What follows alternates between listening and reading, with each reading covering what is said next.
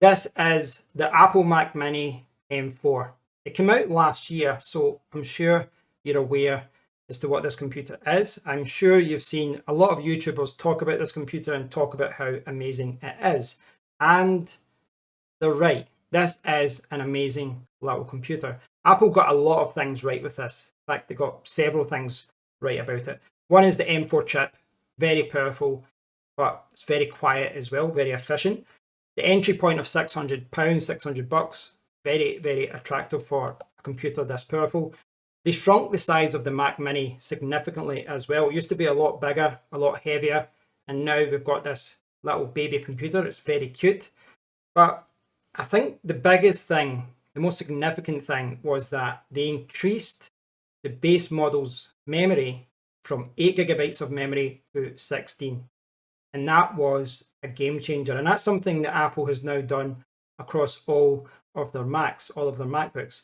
So that was significant. And I think what that did was make Apple MacBooks and Apple Macs in general more attractive to the greater world.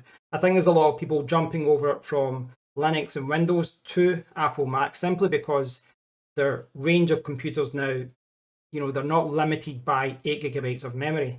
Now, the key thing here is that this is the base model, because that's what I want to talk about. I want to talk about the fact that I believe a really good strategy is to only buy the base model of Apple MacBooks and perhaps even iPads as well. And the reason being that if you do that, you're keeping the costs low. The entry point for Apple computers tend to be fair, attractive. And what that means is that because Apple's computers in general don't depreciate, you can upgrade your computer more often, and then you go to the next base model the following year or 2 years later, etc. I think it's a viable option. Now, if you take this, for example, this is the Mac Mini M4. It's got 16 gigabytes of memory, and for general usage, I don't think that's a bottleneck, but it only comes with 256 gigabytes of storage. You want to go up to 512 gigabytes of storage, it's another $200. You want to increase the memory from 16 to 24 gigabytes of memory, it's another $200. All of a sudden, that $600 computer is now $1,000. And then when you're there, you realize you're halfway down Apple's pricing ladder. And that ladder strategy, that pricing ladder strategy, is something they use across all of their products, their iPhones, their iPads, their Macs, etc.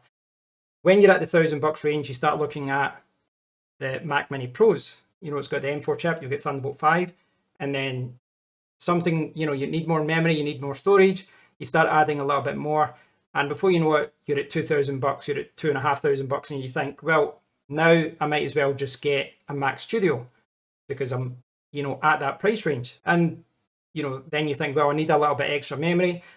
Now, it sounds crazy. There's any sane person thinks that what I'm talking about here is just insanity, but that's what Apple does, and they're very smart with it in that their whole pricing ladder means that you go in at that entry point of $600 or $800, whatever it may be, depending on the product. They will walk you along that pricing ladder to the point where you are seriously considering dropping $2,000 or $3,000 on something instead of the cheap computer that you had. I've seen a lot of videos from YouTubers that have threw thousands of bucks at a Mac or a MacBook to get the best model to future-proof. And I know a lot of people will get use out of it and they'll keep their products for years at a time. But there's a large number of people out there that just don't use those extra resources, and they're paying through the nose for it. Now, that is the key thing here, is that Apple are making their Macs, their MacBooks, etc. They're making them all very attractive. The base model is very attractive. And that's, this is a discussion I've been having with David Harry recently. We've been talking about different recording options and, buying Macs and MacBooks, etc. And the base model of the Mac Studio and the MacBook and the Mac, they're all very good price points. But once you start adding memory, once you start adding storage, you start going on that ladder, and then all of a sudden it gets very expensive, very expensive. And I've been looking at a lot of different things to change up my recording setup. But here's the key thing, and something I hope that everyone sticks to, because I know there's Apple fanboys out there, there's Windows fanboys, etc. I'm not looking for the best Apple Mac. I'm looking for the best solution. That's what I want. And I do think at the entry point, at the base model of the Mac Mini, the MacBook Air, the MacBook Pro, those price points are good for me. And I think that if you look at those price points, 600 for this, try to find something comparable in the Windows world, it's going to be very difficult. Same with the MacBook Air. If you're going to be paying like $800 for a base model MacBook Air, it's very hard to get something just as good as it in the Windows world. And it's the same with all of the computers. Now, when you start adding more memory, more storage, there is a point where you start to realize, hold on a minute, at that 1,000, 2,000 or 3,000 buck range, it's not the best solution anymore. Now I'm looking over to the Windows world and I'm looking at desktop PCs, or I'm looking at NUCs, or I'm looking at gaming laptops or workstation laptops, and the price is much better and it's more customizable with the storage and the memory. And that's how I try and view these things, in that I would love to go out and just drop 5,000, 6,000 bucks on the latest MacBook, and price is no option, but price is a factor for me, and I think it is a factor for everyone. If you stick to the base model, then I think you're going to get a lot of bang for your buck. I don't think you're going to get a lot of depreciation, and it means that when the next Apple Mac comes out, and there's always new Apple MacBooks, there's always new Mac Minis and Mac Studios coming out, then you're not going to lose a lot when you resell it on. You're really not. Counter that with, if I'd put this up to, like 64 gigabytes of memory and 2 terabytes of storage, I'm going to lose a lot of money when I sell it on, when the next latest and greatest thing drops.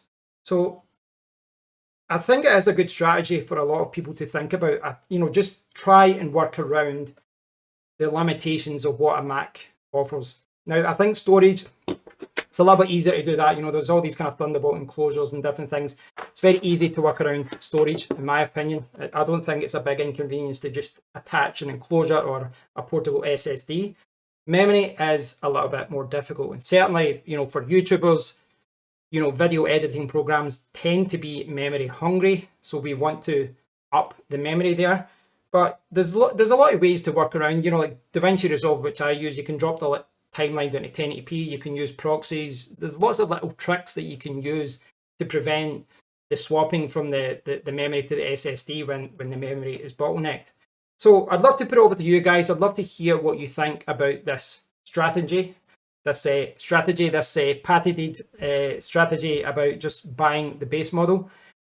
I think that sometimes you can't follow that strategy. Sometimes I don't think that it's possible. Depending on what applications you're using, it's not always possible to stick to the base unit. But I think if you can try and use that as a guide, you're going to save yourself a ton of money, an absolute ton of money over the years, especially if you buy multiple Apple products.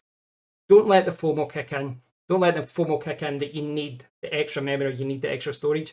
Sometimes you do. A lot of times you do. And, I'm looking at 64, 128 gigabytes of memory in certain situations. But there's a lot you can do by trying to work around it, certainly when it comes to storage. So I'd love to hear your thoughts on all of this. I'd love to hear your thoughts on the base model of Apple products. And again, just to summarize, my opinion is that the base model, the entry price for all of Apple computers, I think they're very fair at this point. I think the 16 gigabyte of memory has removed a major bottleneck. Yes, they've all got, the entry level tends to have lower storage, but I think that the base model offers amazing value now. But when you start adding memory and storage and you start moving up that pricing ladder, I think there's a point where you should really start looking at solutions in the Windows world, because they offer more customization, more performance for the same price. But that's just my opinion. I'd love to hear what you think about it. Please do leave a comment down below.